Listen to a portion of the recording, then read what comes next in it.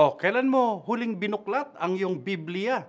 Magandang araw mga kaibigan. Magkapet pandasal muna po tayo. Ito po si Father Nono.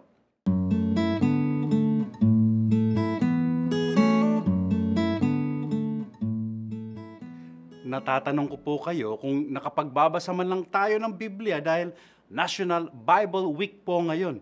Baka naman may Biblia tayo sa bahay pero nasa baon lang, inaagiw na sa kalumaan.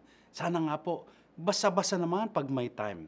Pero kung tatanungin daw tayong mga Pinoy kung ano ang favorite Bible verse natin, marami sasabihin John 3:16, sabay kakanta ng For God so loved the world. Yan kasi naalala nila mula sa 1995 World Youth Day na ginanap dito sa ating bansa. Yan yung theme song doon na mula sa ikatlong kabanata ng Ebanghelyo ni San Juan. Ani San Juan, For God so loved the world that He gave His only begotten Son, that whoever believes in Him shall not perish, but have everlasting life. For God did not send His Son into the world to condemn the world, but to save the world through Him. Paborito po natin yung unang linya.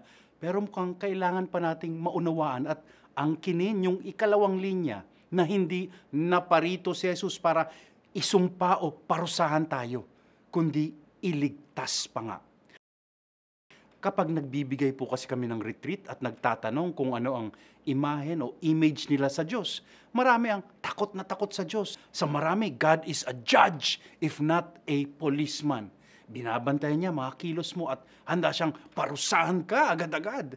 Nililinaw po ni Jesus, tayo ang nagpaparusa, nagpapahirap sa ating mga buhay. We condemn ourselves by our choices. Pero ang Diyos, nagmamahal lang. God is love. Pati nga anak, sinakripisyo sa sobrang pagmamahal sa atin. Ikaw, kaibigan, anong imahen mo sa Diyos at anong paborito mong verso sa Biblia? Amen.